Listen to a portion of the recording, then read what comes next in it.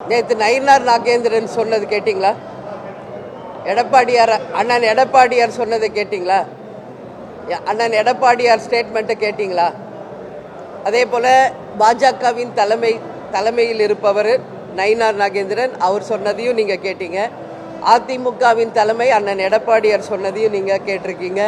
அதே போல் திமுகவில் அமைச்சர் ஏவாவேலு கொடுத்த அந்த பேட்டியும் நீங்கள் தான் எடுத்து போட்டிருக்கீங்க. எனவே அவங்க 3 பேர் மெயின் தலைமையில் இருக்கிறவங்களே இது வரைக்கும் நாங்கள் எந்த பேச்சுவார்த்தையும் நடத்தலை என்று சொல்லும் பொழுது, பத்திரிகையாளர்களாகிய உங்களுக்கு மட்டும் யார் ரெண்டு பக்கம் பேசுகிறாங்க என்ற பொய்யான தவறான செய்தி யார் சொல்கிறாங்க என்பது எனக்கு தெரியல. ஏன்னா அதுக்கு நான் சொல்கிறத விட அதுக்கு உரியவர்களே அதுக்கு பதில் உங்களுக்கு கொடுத்துட்டாங்க.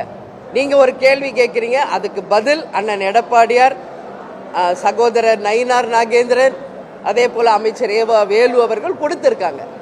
அதனால் அந்த கொஷினை திருப்பி எங்ககிட்ட கேட்காதீங்க.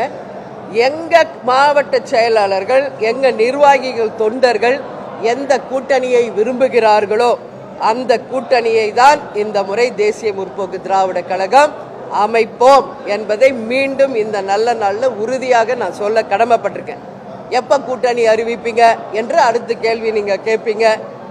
உண்மையில் என்ன இந்த கேள்வி கேட்க வேண்டியது எங்கள் மாவட்ட செயலாளர், கழக நிர்வாகிகள், தொண்டர்கள் தான். அவங்களே கூலாக இருக்காங்களே, அவங்களே ஹாப்பியாக இருக்காங்க, அவங்களே நம்பிக்கையோடு இருக்காங்க.